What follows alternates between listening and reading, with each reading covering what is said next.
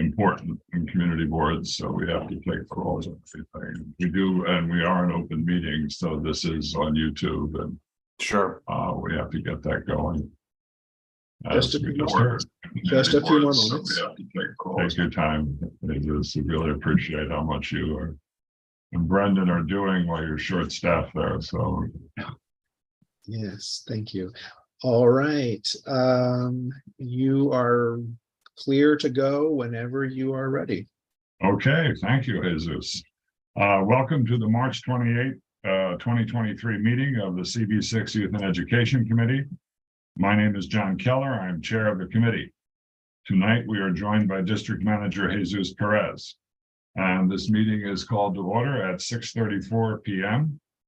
As a reminder, New York state law now requires all community board members to have their who are members of this committee to have their cameras on and their first and last names displayed from the time the meeting is called to order until the time the meeting is adjourned. If your camera is not on and your name not properly displayed, you cannot count towards quorum. Members of the public, you can raise any questions or comments that you have through the Q&A feature of Zoom. If there is time following the committee's discussion, we will field questions from the public, and as you know, we always make that time. And Abby Kruzmark, whether she knew it or not, was kind enough to volunteer on the Google Doc or the Airtable to take minutes tonight. So thank you, Abby. You all should have received an email from the board office with a link to a doodle sign-up sheet for minute takers at your committee meetings in 2023. For your convenience, the link to the sign-up sheet is being posted in the chat right now. So now we'll take attendance by roll call, and Jesus will conduct the roll call. Thank you, Jesus. Thank you, John. All right, everyone. Good evening. Listen for your name and unmute yourself when I call your name. You will indicate whether you are present. Neil Barkley. Present. Thank you. Jonathan DeRico. Jonathan DeRico. I haven't heard from him, so I assume he's on his way. Okay. Stuart Desser. I am present. Thank you. John Keller. Present.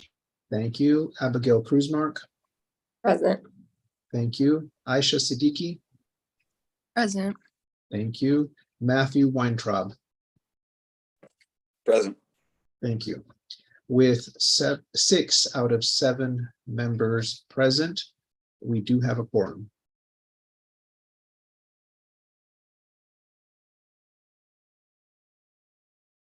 John, you are muted. Oops, sorry. The agenda for tonight's meeting was distributed ahead of time by the board office and appears on the screen before you. If there is no objection, we will adopt the agenda as stated. Members of the committee, if you object to adopting the agenda, you may raise your hand through Zoom. Seeing no objections, the meeting for tonight, the agenda for tonight's meeting is adopted. The minutes from the January 24th committee meeting were distributed by the board office ahead of time. If there is no objection, we will adopt these minutes as drafted. Members of the committee, if you object to adopting these minutes, you may raise your hand through Zoom. And seeing no objections, the minutes from the January 24th committee meeting are adopted and will soon be available on the CB6 website. In order to conduct an efficient meeting, let's observe a few ground rules. And no one may speak until granted the floor. And of course, you know, I'm fairly liberal in doing that, but I do think we should follow that. Committee members, if you have a question about committee business or wish to make a motion, please raise your hand through Zoom. The chat function should not be used for committee business or questions about agenda topics. All such remarks should be made on the record by raising your hand through Zoom. Chat should only be used to alert us to any technical difficulties you're having, or to state in writing information like an email address that was already stated aloud on the record during the meeting. When a committee member is given the floor to speak, I'll identify you and you can unmute yourself so you can speak. And once again, committee members are required by the state open meetings law to have their Zoom cameras on and your first and last names displayed during tonight's entire meeting, from call to order to adjournment. If you must step away from your computer briefly, you're required to leave your camera on, and many of us have learned the trick of moving our screens down, so we need privacy in our home. Okay, the order of the adopted agenda will be followed, should be followed. So the first item on the agenda tonight is, and we're very grateful for their presence, is Phil Rumsey, who is the Director of Government Outreach for the Office of Cannabis Management and works for Governor Hochul. And he is joined by his colleague, whom he will introduce, Adam Sojanowski, whose name I hope I pronounced correctly. And Phil has brought a presentation on cannabis management in New York State. And as you know, this committee, and Claire Brennan, who is here, I would wish to recognize as chair of the Business Affairs and Licensing Committee.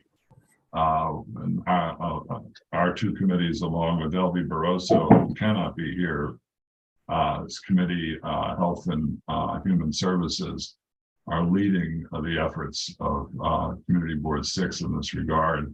And Phil and his colleague were kind enough to come here this evening, and I know Phil has a presentation that he wants to make to us, and I hope we will have a good and interesting discussion. So the chair recognizes Phil and his colleague, and I'll let you take it from here. Phil, thank you very, very much again, and thanks to the governor for letting you be here, which is very nice of her. Thanks.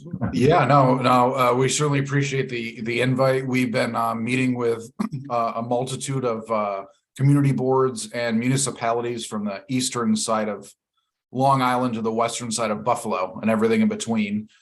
And what we want to do tonight is walk everyone through really the basics of the Marijuana Regulation and Taxation Act, what we'll be referring to as MRTA, and then go into a little bit more detail on our current activities and also address some of the topics that have come up at other community boards or municipalities as we've been giving these presentations, and kind of addressing some of the questions that might pop up. I'm joined by my colleague Adam Stoneski, and he will start off the PowerPoint, and halfway through I will finish it up, and then we'll be available for some questions. Just so you know, we do sometimes put things in the chat, so maybe we can send them in the chat, and the individual running it might be able to send it to everyone in the chat, just as a reference. And before we start, I just want to say we will be sending a copy of the PowerPoint after this, so you will have all the information we discuss and the links in the PowerPoint, and we'll also be sending links to documents that we reference during the presentation. And even if we get them in the chat, we will certainly send them in an email so they can be distributed as well. Yeah, I was going to say, I think first of all, thank you for offering to putting them in the chat, and for putting them in the chat. But I think it would be most helpful for the board office if we were to, if they were to get them so that they can then publish them after the meeting. So Adam, and with apologies for having mispronounced your name, I turn the floor over to you. All good. I say it's a keyboard smash anyways. So thanks for having us, guys. My name is Adam. As Phil gets the presentation up, he did a good introduction. It's about a 30-minute presentation going over the basics of cannabis, some of our programs we are doing, what legalized adult use cannabis, and then Phil will go into the more nitty-grittier stuff, enforcement. I know illicit shops is probably 99% of the stuff we talk about in these presentations. But yeah, jumping right into it. Go on the next slide, Phil. So what is legal now in New York State? Adults 21 and over can buy and possess up to 3 ounces of cannabis flower and up to 24 grams of concentrated cannabis. This is your oils, tinctures, edibles, vapes, any of these kind of categories. So cannabis can be consumed in a private home or state licensed on-site consumption site. As of today, there are no licensed on-site consumption sites. There's actually no regulations even surrounding that license type even introduced yet. So, that is in the future.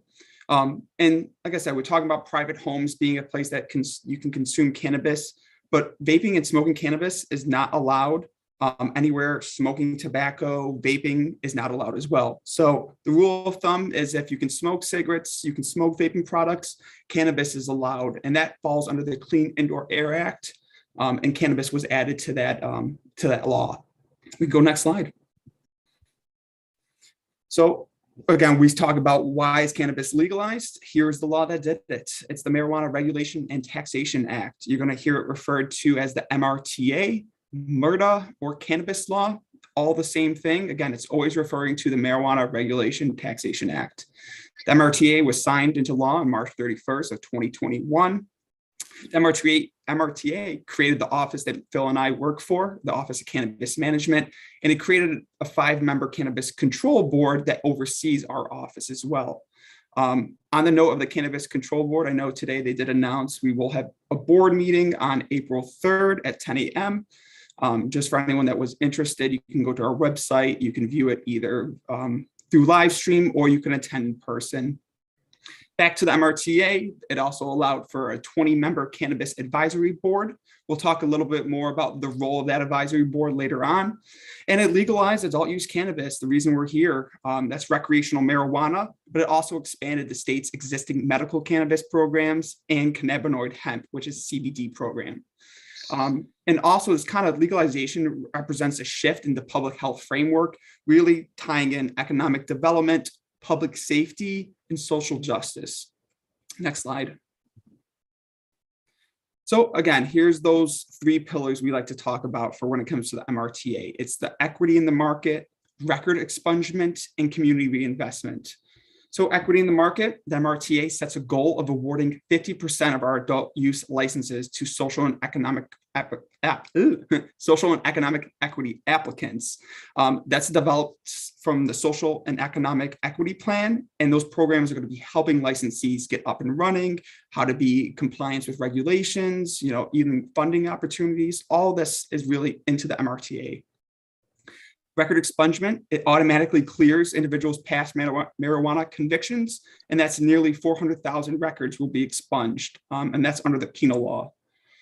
Community reinvestment, so that's investing 40% of the adult use revenue of cannabis tax towards rebuilding those communities that were disproportionately impacted by cannabis prohibition. Go next slide. Adult use cannabis tax. So in our state, for New York State, we are doing a THC per milligram tax. Many other states have done weight-based tax, and we're implementing a THC tax. And that looks like a 0.03 cents per milligram for THC edibles, 0.05 per milligram for THC cannabis flower, and 8 cents per milligram for THC concentrates. And this really helps us with that goal of that public health goal by pushing consumers to lower potency items, because higher potency items are higher taxed and more expensive overall. 9% state excise tax. That's going to be on the sale of the cannabis product by the retailer to the cannabis consumer. And then finally, a 4% local excise tax is at the rate of the retail price. 25% of that goes to the county, and then 75% is to the city, town, or village, which that, retail establishment or, business is in. We can go next slide. So with all that, talking about tax, where's the money going to? So the money's going to be deposited into a 40-40-20 kind of distribution here. That's 40% to the community grant reinvestments that we were talking about, 40% to education fund, and then 20% to drug treatment and public education. We were talking before that community grant reinvestments is going to be grants to nonprofits and community-based organizations in those communities that were disproportionately impacted by the cannabis prohibition. And this is where the Cannabis Advisory Board that we talked about, that 20-member board, they will be the ones who determine those communities, how the money is distributed and all this stuff. And they continue to meet like our Cannabis Control Board does, but this is an advisory board of 20 members. And then the 20% is that drug treatment and public education. We're developing and implementing statewide public education campaigns, and it provides help with substance use disorder treatment programs for youth and adults. We work with multiple different agencies as well to really help this messaging. Next slide, Phil.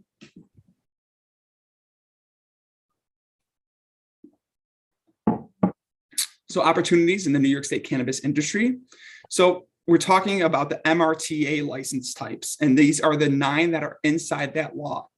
That is retail dispensaries, on-site consumption, cultivation, nursery, a processor, distributor, delivery, adult use cooperative, and micro business. So all these 9 license types are in the MRTA. 7 of these 9 are in our proposed regulations, which Phil will talk about later. They are closed as of now, but really in those regs, it goes into details of what is the licensee doing, what is this, prohibit, like what are they not allowed to do, and really goes into the detail of what that license type is and the requirements that meet that type. Next slide. So a tiered system. So in New York State, we're making sure that there are many points of access for operators to join into this market. Many other states don't do this, where it's this equity mindset of allowing no one to cross over to the different tiers of systems. So as someone in the supply tier, if I was a cultivator, I could have no fiscal, no license interest in the retail, medical or laboratory fields. This allows, again, for more points of access for operators who may want to operate in a dispensary, on-site consumption or delivery, to have these more points of access. Whereas in other states, a big operator could come in and become a cultivator, a dispensary, and a sampling firm, and really lock in as this whole supply chain and really take out the competition. Excuse me. We can go to the next slide. So this is one of my favorite slides. It's the ancillary businesses. These are businesses that are in your community board as of today. They don't need a license from us, but they can fully operate in the cannabis industry through our licenses. This is packaging and labeling companies, secure transport companies, e-commerce websites, media networks, hydroponics, accounting, real estate. All these things are currently operating, and all they have to do is just enter into the cannabis market with this new business, and really just remodeling their business to fit this new retail industry. But yeah, definitely awesome to get a lot of these businesses into our market. It's brand new, it's awesome, it's exciting. So we're happy about it. Go next slide. Conditional adult use licenses. So this is what's going on currently. So this is a good point to draw a little distinction. So we talked about the marijuana regulation taxation, MRTA. Those are those 9 license types I went over. Those are the ones that are in the current regulations proposed, but not currently actually being licensed yet. And then here's our conditional licenses. This is what's happening as we speak today. So this is a standalone system. It is basically creating this micro ecosystem of cannabis industry to basically get everything started. That looks like our adult use conditional cultivator licenses, our adult use conditional processor licenses, and as you may be familiar with, CARD, which is our conditional adult use retail licenses dispensary. But yeah, so this is the distinction between these two to really get going. So we go next slide. One second. There we go. So for our conditional cultivators, we have 279 with additional applications under review. That's, again, the Cannabis Control Board is their approver. So at those meetings, like the April 3rd, licenses are approved, regulations go through, and all that good stuff. Adult use conditional processors, that's 40 additional on the way. And our conditional adult use retail dispensaries, CARD again, is our 66 with additional applications under review. And this is really the key goal of New York State cannabis law, is by prioritizing individuals with cannabis convictions to obtain the first adult use retail licenses. And those are those CARD licenses you may see coming online in the city, now in upstate New York, and really expanding throughout New York State. To be eligible for the CARD, if you go over to the right here, you'll see this little figure. So CARD, there was 2 paths to be eligible as an applicant. Either the individual had a cannabis-related conviction and has qualifying business, operating a business for 2 years. And then the other route that someone could go is if they were a 501c nonprofit, and they had to be servicing justice-involved individuals, and they could apply as well. It's the first of its kind in the nation. It really helps on that social economics, making sure people who were impacted are the first to be operating in the legal market. So really proud of this program. It's really awesome to see it going. Go next slide. So as we said, the good stuff, the role of the community boards, what is going to be your guys' jobs here? So the role of the community board in the process of approving or denying a cannabis license. So per cannabis law, again, MRTA, municipalities and community boards are allowed to operate and express an opinion on whether they support the Cannabis Control Board's approval of a retail dispensary, on-site consumption, or a registered organization. A registered organization is a medical dispensing facility. And basically, so those are the three license types that you will be providing an opinion on.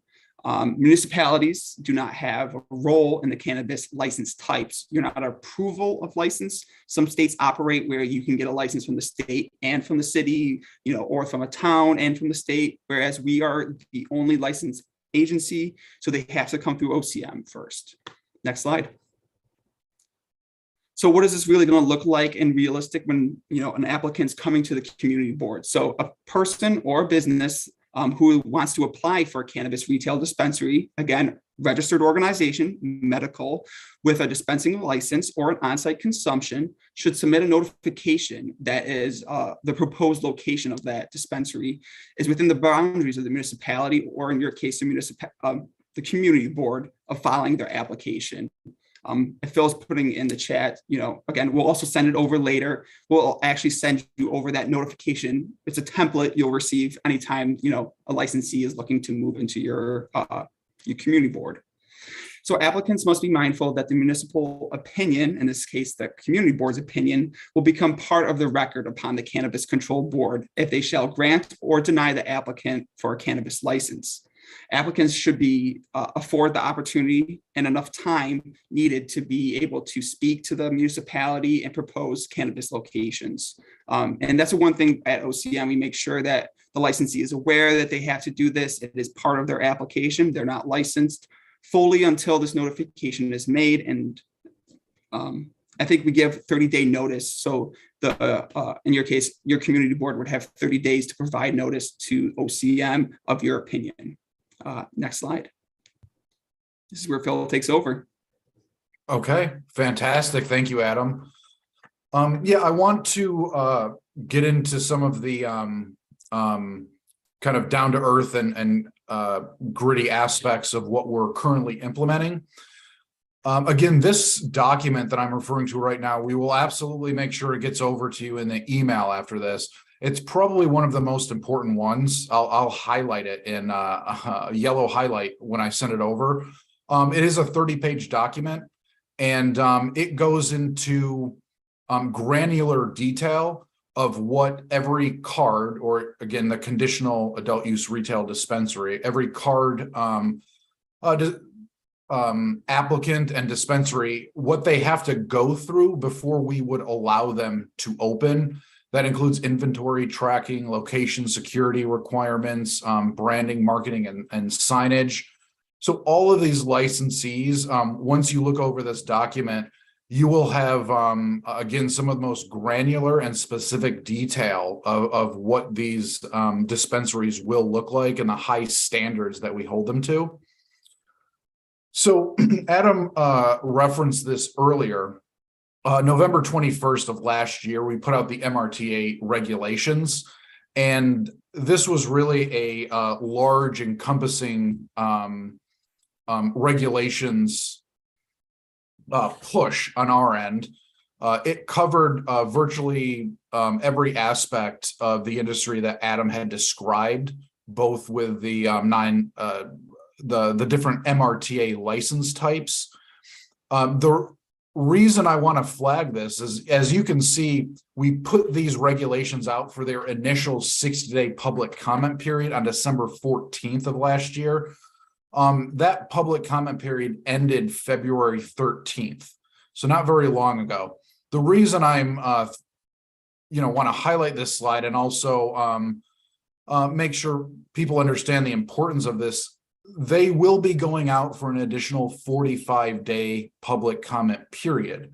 And we want to hear from members of your community boards, members of your community, on what you think we are doing right and what you think we are doing wrong with these regulations. So when they go back out, we will certainly make sure that community boards are notified. And the way that you can make comments on these regulations will remain the same. You can send them to regulations@ocm.ny.gov, or they can be sent by mail. Again, these regulations are the foundation for the cannabis ecosystem that we're creating in New York. So when they go back out, we will certainly make sure you are aware. Some of the information you'll see in here, we will have a specific employee who is in charge of dispensaries. This will be an individual that OCM can call day or night to flag issues, complaints, or product recall, anything along those lines. We do have them go through training. And again, this is in that 30-page document we'll be sending over. There's certain requirements, record keeping that they'll need to maintain. And there's certain standards that every single individual working here will have to maintain as their part of their job. So part of what we're trying to do is make sure that these new dispensaries coming in certainly look and feel like they're part of the community. One way we are doing this is the signage. We're limiting signs to 2. We were not going to allow images, logos, symbols. You're not going to see a large neon sign above a dispensary. Neon signs are banned from the dispensaries we're creating. So again, we're trying to have these blend in, not stick out. We do have rules for the windows, even where passerbyers aren't going to be able to look in and see product. There's going to be some sort of barrier or cover, still enough for advertisements and things like that, but still regulated. Sales and transactions. So all menu prices will have to be online and in the store. We do give what we call bud tenders instead of bartenders. We call them bud tenders. They have quite a bit of training that they need to go through, as I mentioned before. When an individual walks into one of these stores, we want to make sure they understand the price points involved. If someone doesn't know the difference between a joint and a gummy, these bud tenders are going to be able to walk them through the differences, give them advice on how much they should or should not be taking. That's actually part of our upcoming Why Buy Legal Health campaign that we're putting together. So you'll have experts in these facilities who have been trained using standards that we have set up at OCM to make sure that the customer is educated, to make sure that they understand the products that they're selling, and that everyone coming into these facilities feel like they'll have the proper information before they go in and will be able to be educated while they're in there as well. So I want to shift over to our OCM enforcement activities. The enforcement division has been working overtime, and part of that is hearing from community boards like yourself the problem that is going on in New York City and throughout the entire state of New York right now. The MRTA gave OCM enforcement powers over licensed entities, which makes a lot of sense. The issue that we ran into very quickly was some individuals were opening up and gifting, and that's where you have maybe a pile of 50 stickers, and you're selling these stickers for $85 each. So someone gives you $85, they hand you the sticker, and then they just slide some cannabis across the counter. Gifting in and of itself, according to the MRTA, is allowed. So if I were to give Adam some cannabis that I purchased from one of our dispensaries, that's okay. The issue that we ran into are the brick and mortar stores that are popping up and are generating large quantities of revenue, which they are not putting back into the system. Those slides that Adam showed you earlier, we can't put any of these illicit money into these programs that we're trying to create here. So we instantly ran into a problem with our ability to crack down on them. However, the fact that they were such a problem all over the state, we did find ways to start to crack down on them immediately. So our enforcement team does conduct regular investigations once we are informed that there may be an illicit shop somewhere. We started this since January of 2022. Our enforcement division works with local law enforcement, work with the New York City Sheriff's Department and NYPD and DAs across the state, and outlining what can be done right now. And a lot of that is nuisance and abatement laws, where if we know someone is selling illegally, even if we don't have direct authority over them, we want to make sure that we can crack down in any way. So if they're selling gummies, that has to do with a lot of health laws, both local and at state level. So we're using those. We had some food trucks that were being used to sell cannabis. We went after their registration. We went after the fact that those food trucks weren't properly registered to sell food, let alone cannabis, which they're certainly not. So we're going after every conceivable way to crack down on these locations that we can using existing laws. Just a couple of quick photos here. This is the OCM enforcement team in action. Our enforcement team did flag, if you're going to open an illegal dispensary, don't have a neon sign that says cannabis dispensary above your door. It makes their jobs a lot easier when people do that. Additionally, you can see kind of a before and after these stores. Everything on the left side is the before, the right side, all THC products are taken. And some of that has to do with the fact that they simply don't have a license to be selling THC, period. If you come across a brick and mortar store like this, the way that our enforcement team jumpstarts these investigations is to hear about them first and to gather as much information. So we do have an email here, complaints@ocm.ny.gov. And there's also a form. Again, these will all be sent in an email afterwards. And we ask you to send us as much information as you can. So if you know the name of the business, if you know that there was a time of an illicit activity, if you happen to have pictures, put all that into the either email or the form that we have, send it over to us. That kickstarts our ability to start sending cease and desist letters to them. And if those don't work, to reach out and make sure that they fully understand what they're doing is not allowed. And then, as we showed in some of the pictures, going in and taking the product. I do want to say that the governor and the legislative branch are currently working on a piece of legislation to expand the Office of Cannabis Management's authority over illicit shops. This is, we won't have to use nuisance and abatement as much. We still might, but they're going to increase the fines for brick and mortar stores. I don't have a bill number for you. The minute that we have a bill number where this is locked in and people can take a closer look at where it's headed, we will certainly send that around.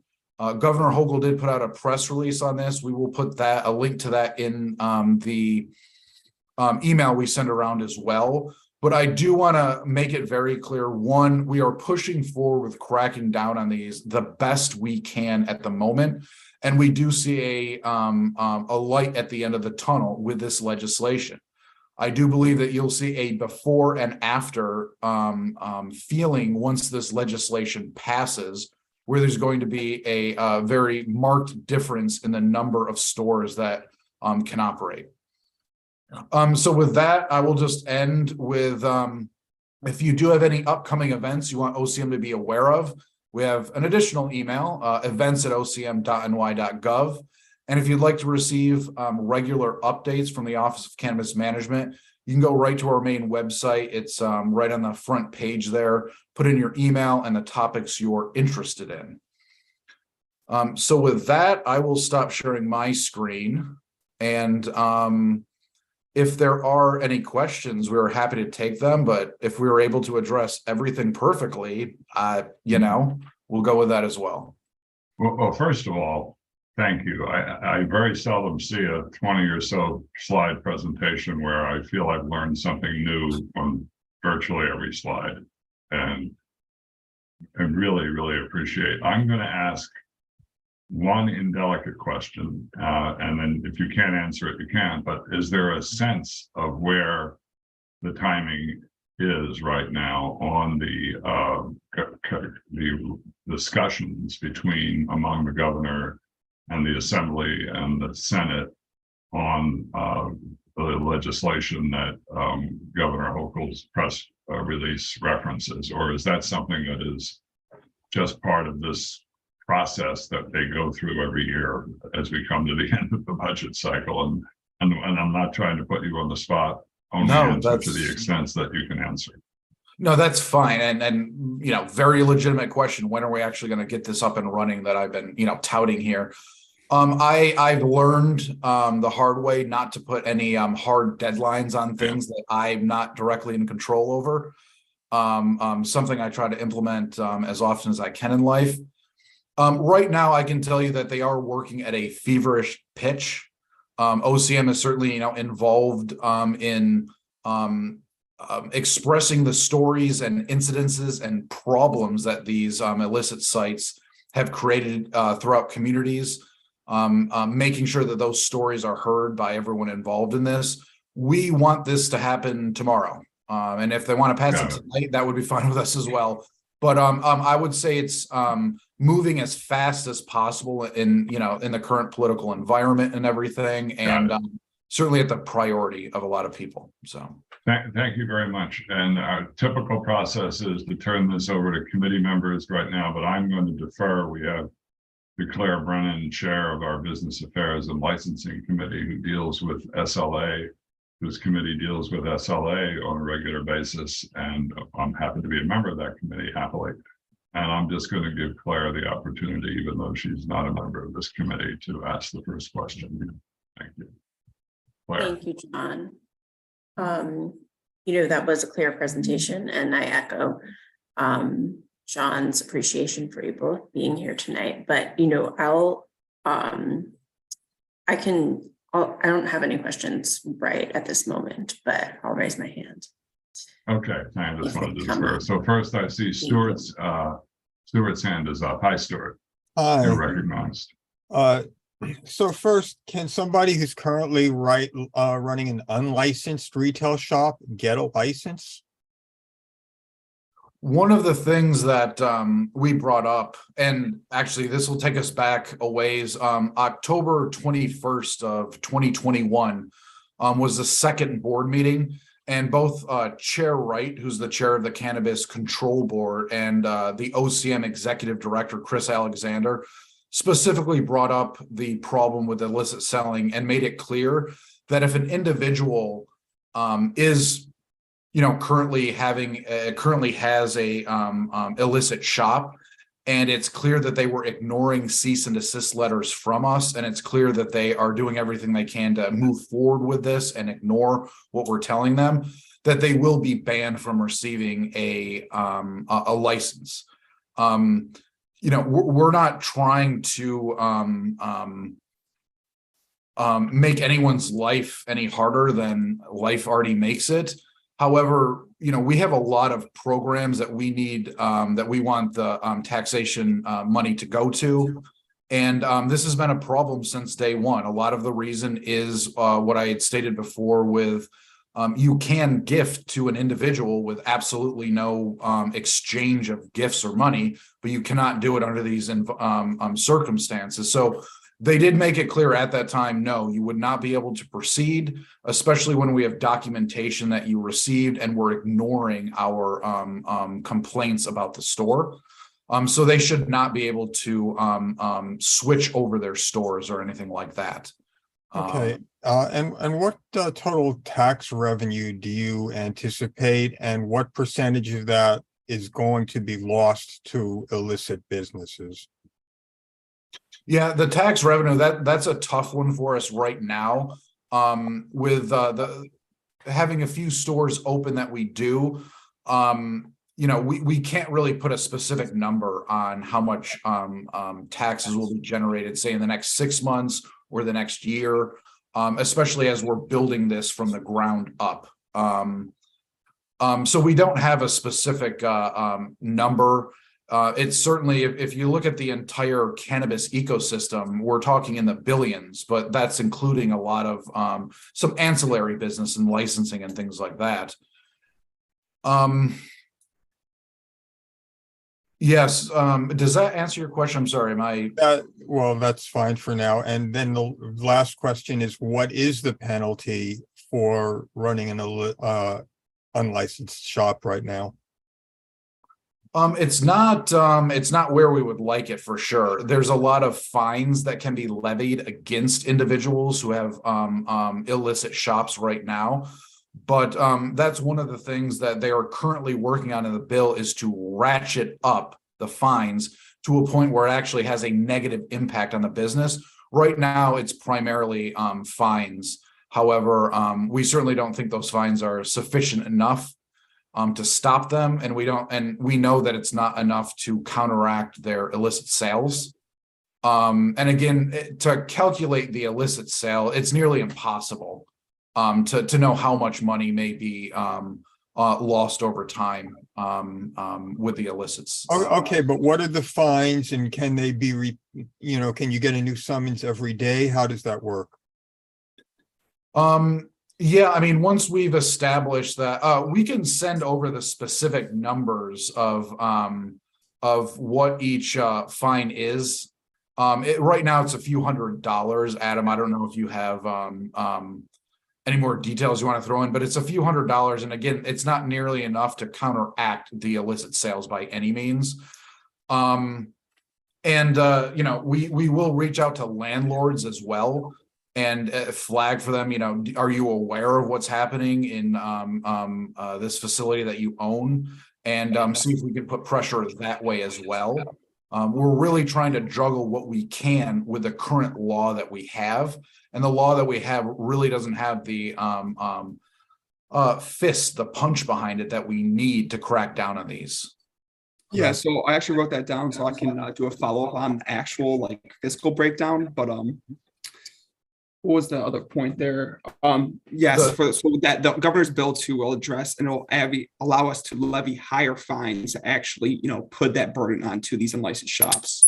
But yes, I wrote that down. So it's actually Penal Law 220. So I'll look up the actual charges for those convictions, we'll call them. Thank you. Stuart, does that answer your questions? Thank you. And during my chair's report, I'll briefly touch on the governor's press release that's been made public, and she's suggesting fines in the vicinity of $2,000 a day and up to $200,000. So far different than we currently have, but that is what is in negotiation. I see Aisha and Abigail have their hands up, but Jesus, could we just note that John DeRico, for the record, is here, is present. That will be. Aisha, you had your hand up first. Thank you. Hi, thanks for the presentation. I am going to ask one question, but it might be a silly question. Are we aware where these unlicensed smoke shops are getting, in bulk, these cannabis products? And if so, what's being done to prevent that from happening? Yeah, we do know there was a report that was put out where a lot of the illicit product was tested. And that's another follow-up that Adam and we can kind of look into that and see sending that along as well. They found heavy metals, they found pesticides, they found mold in these things. So they don't go through the regulatory process and testing procedures that we're going to have at the legal shops. Where it's coming from, it looks like a lot of this may be coming from California. We've seen a explosion. I mean, it's hard, a magnitude more illicit product coming out of California recently. And we do think a lot of it is being getting into the New York illicit market. Obviously, you know, we don't have a direct trail to them, but it does look like California is certainly kind of leading the way here with the illicit products that we're finding in our stores. Aisha, does that answer your question?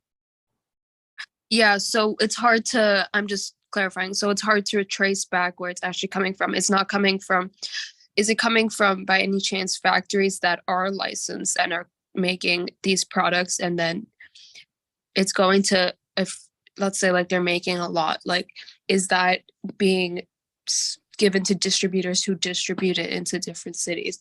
I mean, I don't think any legitimate player, whether they're making the product or they're shipping it out, even the shipping company itself, none of them would go down the path of making a product that they, are putting on a truck and sending over to someone in New York. However, we've certainly found legal products, maybe from California or from Illinois or something, that can make it over here. So I certainly don't think any legitimate player in the legal field would go down that road, but their products may very well end up in some illicit New York store. That's true. You may see some brands that are certainly legal and could be bought in another state legally, but they've kind of come over here through different means. So you could see some what other states consider legal cannabis in one of our illicit shops. Otherwise, we're seeing a lot of, we've heard of places that are making the vape cartridges, in people's homes. They do what they need to do. They buy the empty ones, they're making them and they're selling them. So we're seeing it kind of coming in from all different angles here, the illicit market. And yeah, it's very difficult right now to really trace it back to its origin, especially when we have so many different points of entry into the illicit market at the moment. Additionally, So Aisha, does that address your question? Yeah. Great. Abby, you've had your hand up. Thank you. Just in the spirit of our Youth and Education Committee, could you just outline what in the regulatory scheme, would prevent someone under 21 from purchasing, or if there's any specific provisions around where these shops can be cited? Yeah, so I could just go off of a location citing. In the MRTA, in our regulations and guidance documents, we mention 500 feet from a school, 200 feet from a house of worship. And Phil, what was the distance again for the community facility as well in the proposed regs? In the proposed regulations, it was really designating the community facilities. I believe it was 500, but again, proposed regs, so we don't have a final number. So those are the distances. And then on top of our, education that we're providing with other agencies, we make sure that for our guidance documents, and again, this is proposed regulations, that these licensed entities have multiple points of checks for IDs. So not only to get into the building, our IDs being checked at point of sale, in our guidance documents, we mandate training for the employees to be able to age verify. On top, also, they have the ability to refuse sales if necessary, if they see if this is going to harm someone, if it's someone that's under the influence, or again, someone that's under the age, they have that right to deny sale at that point. Phil, if you want to talk, I don't know if you have anything else on top of those few points. I mean, I think what you said really hit the really hit home what we're trying to do. I would just add that even with the signage that I discussed earlier, we learned our lesson from the decades of the tobacco companies really getting marketing directly to children and the abuse that we saw for decades, which took a long time before we were able to crack down on. We're not going to go through decades of this. We've learned the lessons of how companies can market towards children, what they do. Going back to the signage, we regulate the colors on the sign, we regulate the font on the sign, and a lot of that has to do with making sure that they're not appealing to individuals 21 and younger. We do ban advertisements in areas that people are expected to be under 21. So a Little League game would be a very clear-cut example of that. You wouldn't expect, you would expect a lot of people to be under 21 at a Little League game. So we would be banning advertisements there. You can't put in, we're not going to allow billboards. There is some age verification on the website as well. So I do think we have multitude of filters to make sure that we've learned the lessons of the past and make sure that we have a legal industry with proper age restrictions.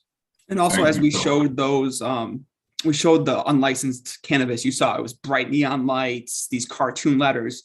None of that will be allowed in our retail dispensaries or our licensed entities. It's more of a retail shop. You could easily walk by and not even notice. So, when you see these unlicensed shops, it's exactly the opposite.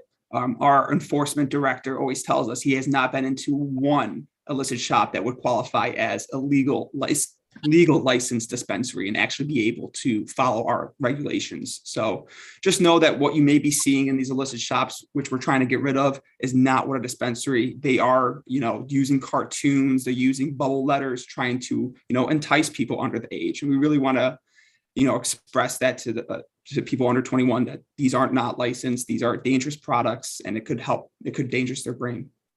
Yeah. Okay, thank you very much. Abby, does that answer your question? Okay. Yes, very comprehensive. Thank you. John, you have your hand up.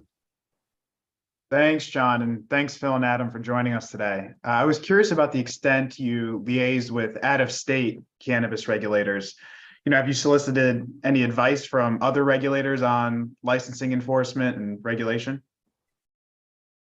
Yes, absolutely. And it's actually, I am not the one doing that on a day-to-day basis, but the MRTA actually states that we have to work with other states to coordinate with other states. It's, vague language, but we've certainly spoken to our neighboring states, Massachusetts, New Jersey, and we've been talking, some of our reg writers have talked to individuals in California, Nevada, Illinois, Colorado, some states that have not moved forward with their legalization have called to talk to us as well and ask how we're doing things, how we got through different hurdles in the process. So yeah, it's a mandate, and it's also something that simply helps us learn from other states and having their regulators kind of flag certain issues for us or vice versa. I would say our social equity program is by far and away the most robust in the country, and we don't see anyone in a close second by any means. So there are some states that are asking us exactly how we're putting social equity candidates first. What are we doing? So there is coordination and a lot of learning from other states for sure. Thank you, Phil. John, does that answer your question? That's fantastic. Thank you. Okay, I really, you guys have been here an hour, and I'm sure it's a little longer than you planned. And I want to thank you very much. I think there'll be a lot of appetite for others to hear what you've had to say. Sorry to interrupt. I mean, if you have a couple of other questions, we can certainly stay on a few minutes. I mean, that's fine. I would be careful what you ask for. You might get it. I have We one. will, John, I have one if you don't mind. Jesus, go ahead. I didn't see your hand. Excuse me. Thank Pardon me. Jesus Perez, our district manager for Community Board 6. My question is more in the view of constituent services for a resident of our district or any other district, I imagine, who think that they might have an illicit shop in their neighborhood. So if I'm understanding correctly, OCM would encourage those individuals to use the complaint email or the online form to report that shop, because if it is illicit, then the goal is to have a record of them having received a cease and desist letter from OCM. So then that way, those people who are bad neighbors and illicit operators can be then banned from properly securing a license in the future. Am I understanding that correctly? Correct. Yeah, that's a good summary. Yes. Yeah. Okay. And so you guys are keeping a list of all these people that get, all these entities that get cease and desist letters. So if in the future, the community board may ask, hey, did so-and-so get one? Did so-and-so get, you'd know. To a degree, I would just flag that, you know, as the enforcement division begins these, there's only so much they can tell us about their ongoing investigation. We can't know every granular detail. I would have to ask, you know, it might be easier to find addresses to see if the addresses are in our system versus a name. Getting into names and things like that might have some of our legal team getting a little heartburn. Addresses, absolutely. There's a structure. One of the fastest growing departments at OCM is the enforcement division, and that's simply for them to tackle the sheer number of stores that we're seeing and other kinds of illicit activity. So they're growing, and yes, they have a large database, and they certainly know who, where they've sent the cease and desist letters to. All that's being tracked and monitored for sure. So wonderful. So in our newsletter, we will let our community know of the email and the link to the form, so that if they suspect an illicit shop here in the district, that they can certainly let the OCM know. Yeah, that slide I showed you on with the email and everything, we'll put that in an email so you have the entire kind of slide. And again, we don't want anyone to put themselves in any kind of danger. You know, we ask for the name of the place. We ask if you happen to see a illicit activity or if you have a picture. At the bare bones, we need an address. We don't want someone going into an illicit shop and start taking photos for us by any means. If you happen to have some wonderful, but you don't want to put yourself in danger or in a situation you don't feel comfortable. So just having an address is at the very least gives us a jumping off point. And there's a very good chance it may already be in our system. So yes, we want to hear from the community. We want to hear about the illicit shops, and as much information that can be sent, the better. Thank you. Yeah, and actually, I will thank you, Jesus, and I'll certainly raise this at Claire's meeting on this coming Thursday, and I also have another line for my full board report coming up at the next meeting from this as well. Once again, Phil and Adam, I just want to thank you for being here. I'm pretty sure that in some way CB6 will be asking you back, so that's why I said be careful what you ask for. And I also do know for certain that Senator Krueger is part of our board zone, and Senator Hoylman was no longer part of it, but was very active in seeking legislation for enforcement. So I'll make sure both of them know about how fine a presentation and informative a presentation you gave, and you've certainly given us some new energy for what we want to try to accomplish as a community board. Thank you very much. Yeah, thank you. Thanks for having us. Thanks, guys. And you're free to go. You can stay if you want. We're dismissed. Okay. Yeah. Have a good night. Yeah. Don't forget to like and subscribe on YouTube. Thank you. That's a good one. Yeah. All right. Thank you. And I will, during my chair's report, touch on a couple of points that Phil and Adam made. Let's move on. We're already well over my usual 1 hour limit for these meetings, but I think it was time well spent.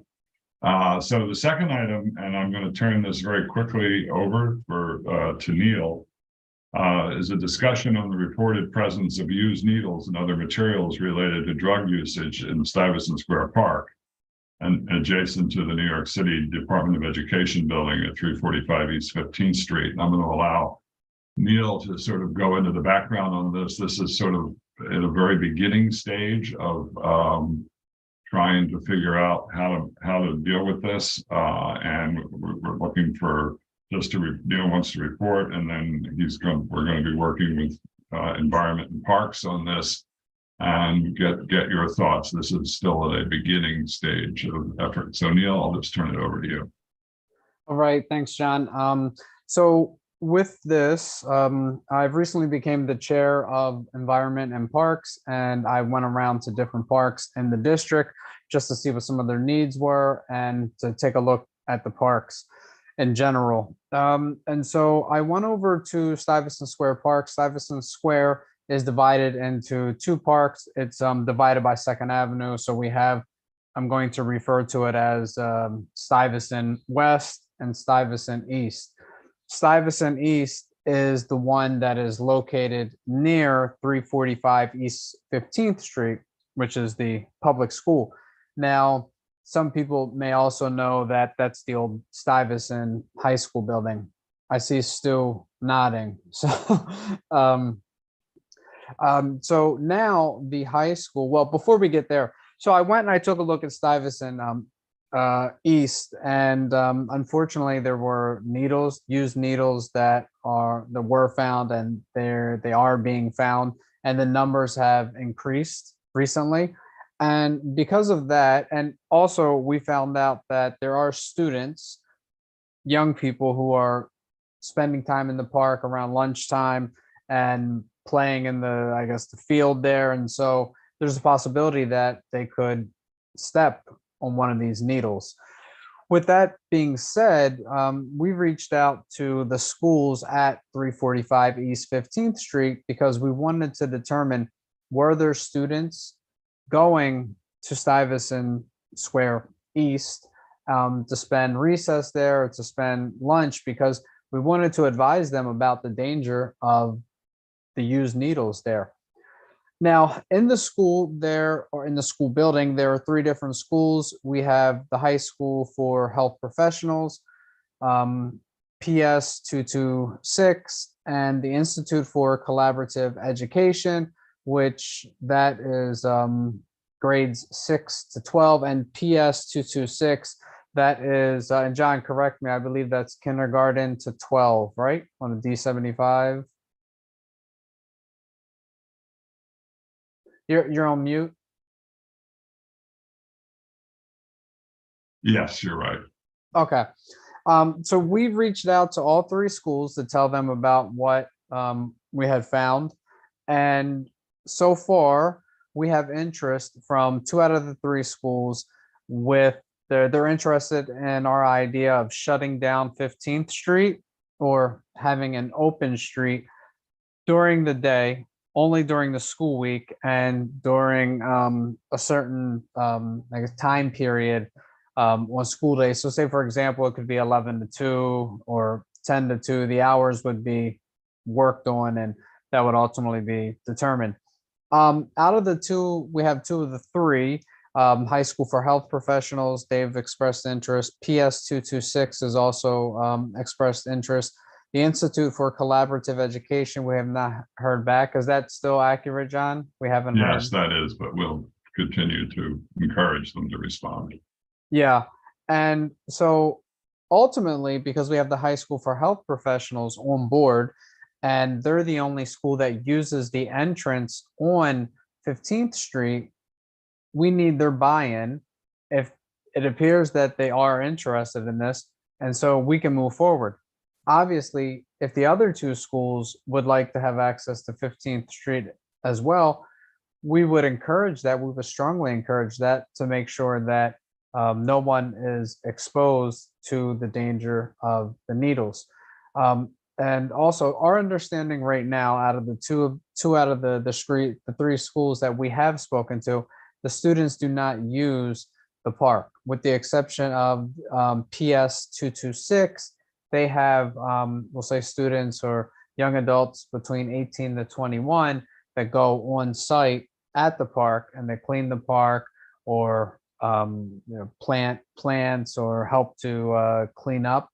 So they're the only ones out of those two schools that think it's a good idea that their students do go to the park.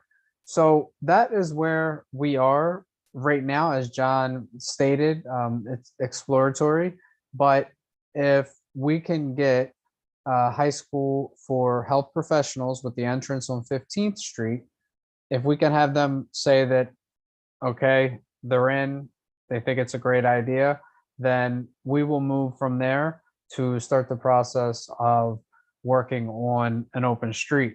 Of course, we would then bring in the transportation committee for support and to help us with this, as it would also be in their purview.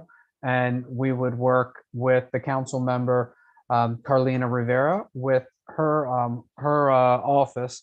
And we have had some contact already with her office about the idea. So hopefully, because of that danger, it's a real danger, needles, we can move forward with this possibly relatively soon, ideally relatively soon. And Okay. I think, No, I didn't mean to interrupt you, excuse me. well, yeah. So let me, but I will turn it over to questions from the committee. Just as someone who's been involved in advocacy with schools for a long time, the sooner you can get, or we can get the Parents Association of that school involved, I think the better in terms of having a good outcome from your perspective, on this. Okay, so let's take questions from committee members. Stuart. Just to be clear, you'd be shutting 15th Street down from First Avenue until the park. So what's called Nathan Perlman Place, right? yes, yes. So anyone, and that street does not go that far. That street ends at Union Square Park. So it's not a heavy traffic street, but it seems like some people would then turn down 16th Street in order to cut over back to 15th Street. So it could, and 16th Street is where all the ambulances hang out. Right. So when you were saying that on 15th Street, it goes down to, you said Union Square, but I think you meant to say Stuyvesant. No, what I'm saying is 15th Street is not a heavily traffic street because Right. it only goes a few blocks before it hits Union Square. Okay. Okay. So it's not I don't think you'll get a lot of diversion to 16th Street, but we should be aware of it. Well, you're right about 16th and the ambulances from Beth Israel. And so what we've talked about just initially, or and still in the exploratory phase with transportation, about possibly putting a bike lane on 17th Street.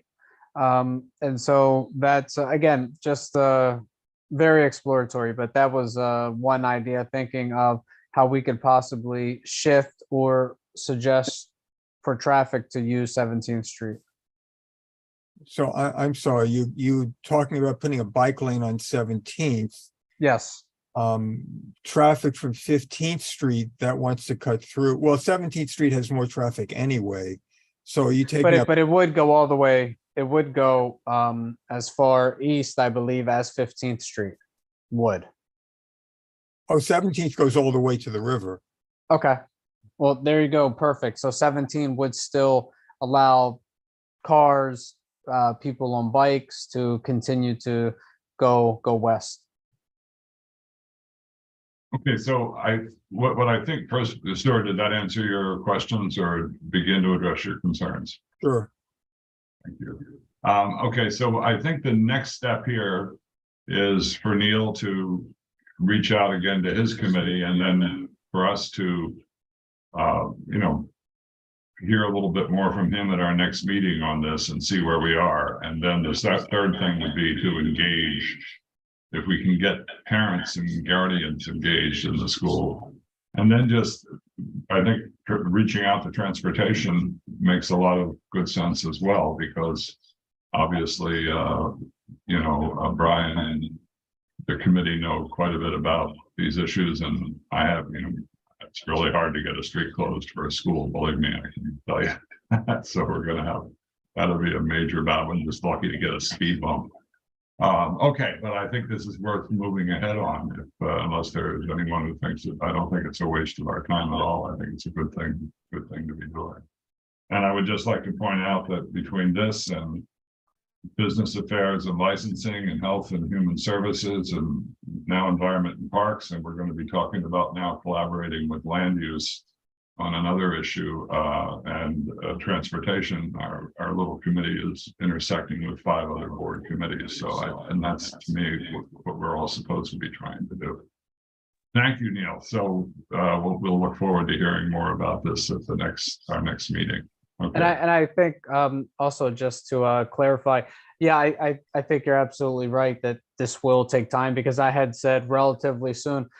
That's not realistic, but it's just realizing that this is a problem. So when you hear about kids that are playing on a field that has needles, you just instantly want to jump on it and say what can we do to keep kids away from this danger. But yeah, it's definitely going to be a process. But and it's a quintessential community board initiative to me. That this is something, it's needles in a park, it's kids walking through a park, that this is where the community board has a real role to play. And speaking of which, I will say, oh, Abby, go ahead. I'm just interested if there's any conversations about like needle safe disposal boxes in the park. So we have, if we want to take that angle. So that's something that we may look into. But yeah, that's certainly a possibility, just because even with because at this time parks, they're the only ones that can move the needles. That's my understanding, because I think they have to wear actually I think it may be another team outside of parks. But yes, I do think that's a possibility, because I don't even think parks can use or remove the needles. So yes, to answer your question, yes, we are talking about that possibility as well. Okay, great. I mean, I'm in favor of the street, but I also think if there's needles in the park, let's address the needles in the park. Good point. Okay, and so the segue I was about to make, that another and to lead off my chair's report, and I'll lead off with this one, is that at the last meeting, Matt Weintraub raised a quintessential community board type issue, which is, hey, we have a lot of vacant office space, and we have a lot of old crowded schools with crumbling infrastructure. Is there a way in our community that we can take advantage of using transforming the office space into schools? And I had a conversation with Sandy McKee, chair of the land use committee, and turns out, even though this would be a real long fuse, she's very interested in it, because they are looking at repurposing office space as residential space, and there's a lot of zoning regulations around that we have to get familiar with. And so Matt, this came up. I was at Claire's meeting, at Sandy's meeting last night, and I saw you were there from the committee she was meeting with. This looks like it has legs, and we're ready to move with it. And would you be willing to sort of run with it, even though it's good? It'll have a fuse for a while to get things going. I got like 20 something years till my pension, so I got time. Good. Okay, yeah. I would love to run with it. And I have a quick question about like the I guess the district lines. Is Union Square Park technically a part of Community Board 6? Because I know Washington Irving is, and it's a couple blocks over. I'm gonna let Jesus answer that. No, our district lines end at Irving. Okay, I was just wondering, because in relation to like parks, one issue I know the Washington Irving building has in general is kids smoking, meeting in the morning to smoke before school. But that's like not our jurisdiction, I guess. So that was like one area where connecting the dots between OCM and parks. So As a helpful hint, on our website, if you go into About and District Profile, you will find a copy of our district map. That's a very handy thing to familiarize yourself with. You'll get to see all our district lines. yeah, I was using that to start looking at different office buildings actually, because I am very interested in pursuing that because I think it makes way more sense to be a school for office buildings in terms of the bathrooms and the plumbing, all that. Yeah, I know. Exactly. That's Big time. Sandy referenced that last night. Big In fact, she had immediately, given all of her experience, had a very clever idea that was thinking, well, what if we do, we sandwich a school in a residential building and we use that as part of the ability to sell the repurposing of the office building. I mean, so Matt, I'm going to ask you to, Sandy, I think has one or two other things on her agenda, but I'm going to tell her that there's a consensus on our committee that this is something we want to move ahead with, that you're going to run with it. And but clearly she would bring, and her committee would bring, the expertise on zoning laws and all of that. And you might have the great pleasure of dealing with the bureaucracy of the DOE as we try to get this done. Could I ask you to start to think about this from a variety of perspectives, including the DOE, and then I will talk to Sandy, and then maybe it makes sense for Sandy to designate someone on her committee to run with it if she still wants to go with it. And then maybe the four of us get together at some point on a Zoom to just move this forward, because it seems like it looks like there might be a there, on this one. I would be very much. Yes, I would be thrilled for that to happen. Thank you very much for bringing it up. So I moved down one item on my chair's report. Okay, let me go quickly because we're way over the time I usually like to do these meetings, but we did have a meeting last month. So Jesus, I sent you two slides to put up. And the first was the press release from Governor Hochul. Could you put that up, because it touches on what Phil and Adam were talking about a few minutes ago, and I'll be as quick as I can.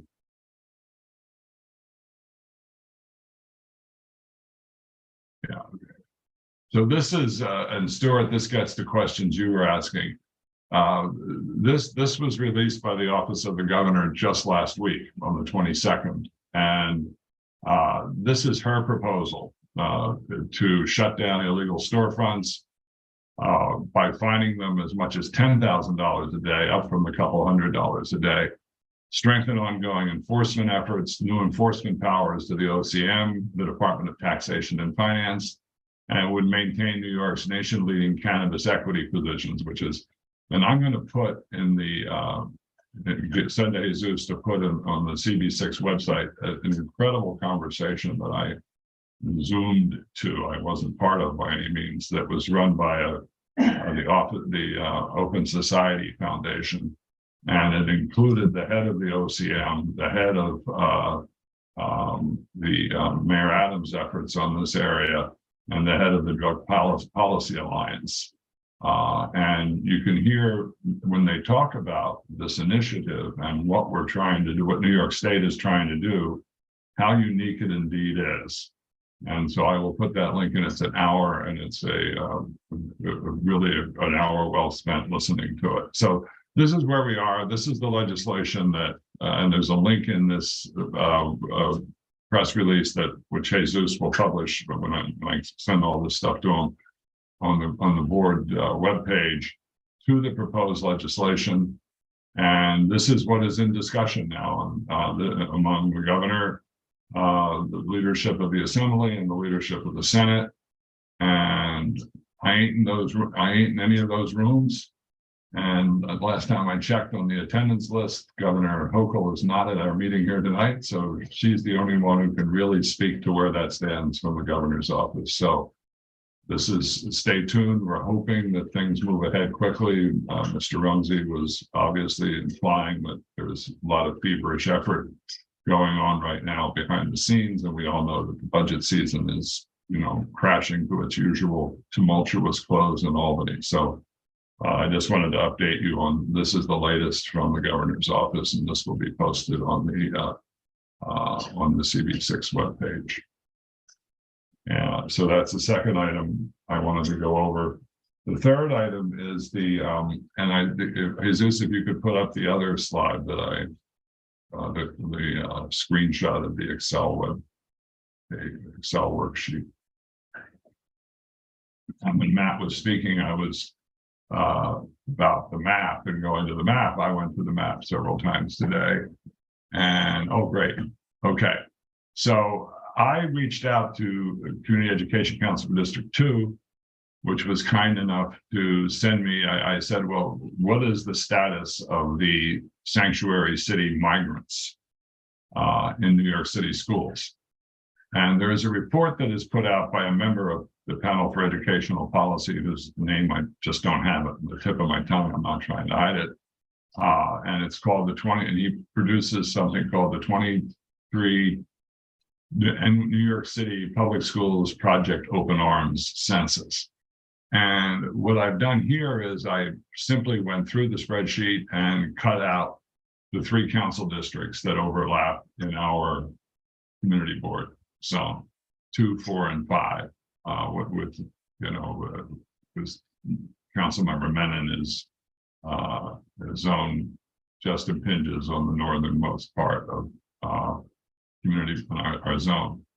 And then I looked at the schools there and I saw which of those schools are actually in the CB6 zone. And I used the map here, so I hope I was right. I think I got them all. And what I noticed in looking at this, the first thing is that in all of New York City, there are around 13,000 right now kids who are self-reported or reported as sanctuary city migrants, those that have come here one way or the other from other states. And of those 13,000, roughly 3,000, around 3,200 are in Manhattan. And of the 3,200 or so who are in Manhattan, around 600 are among CD 2, 4, and 5. And of the 622, exact half of that, 311, are in the CB6 zone. This will be available to all of you. And I just noticed, and I just want to just point it out and ask if for comments, that if you look at the CB6 zone schools, and this is not to disrespect any other schools, but this is the zone we're in. We have 94 of these students who fit the category, qualify to be in this report at Baruch Middle School, 104.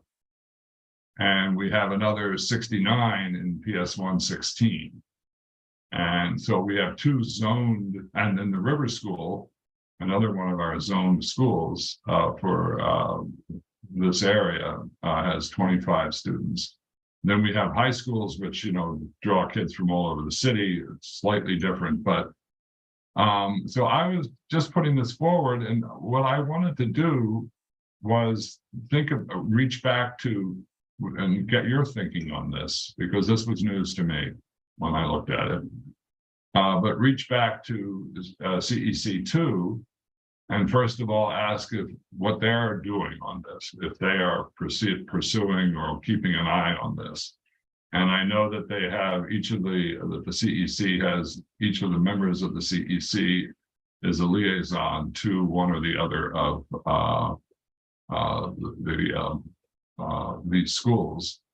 And I guess I just want to get this on our radar screen, and just so that we're aware that we do have within the zone 300 kids who are self-described or described by others as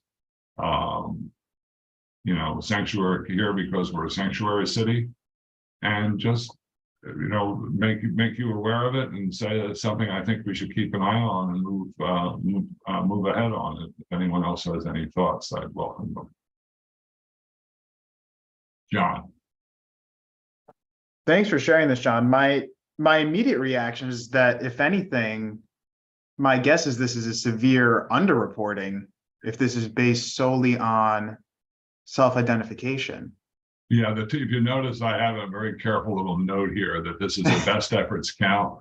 which could vary due to multiple factors, including school counting methodologies, reporting inaccuracies, and self-identification. So yeah, I think you're right. Yeah, and even then, I still think it's very stark. But I just want to point out, if anything, I think it's probably much higher in reality.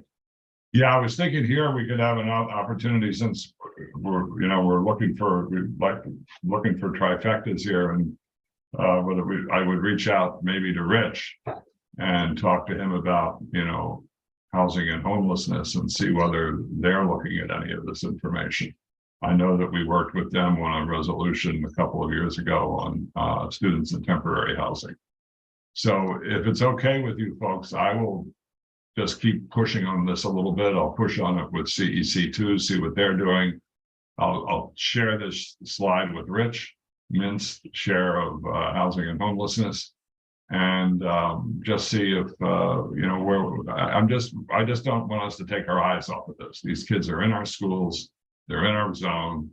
They're obviously kids that have many issues going on in their lives, and it seems that this is something else that a community board should be keeping its eye on. Okay, and all right, so it's 8 o'clock, and that's my chair's report. I think I'm just check my notes. Yep, got it all. And special thanks to Neil and Matt for their interest in moving ahead on a couple of important things. And Abby, I warned you as an immigration lawyer that eventually you might get pulled into something here. And does anyone else have any? And then the only other thing was, we did start talking about school nutrition at the last meeting, and it's just not clear where all of that is in the city council. So I will just defer that unless there are any issues or objections to that for another discussion. So does anyone else have any old or new business? Please raise your hand. And so I'm going to ask for a motion to adjourn. Somebody got to move. What, you got to make a motion? Motion. I can't make it. Okay, let's do it. It was to adjourn. It doesn't need a second. I'd like to thank you all and repeat my thanks again to the Office of Cannabis Management for coming here and giving a really eye-opening presentation. Thank you very much all, and thanks for your time.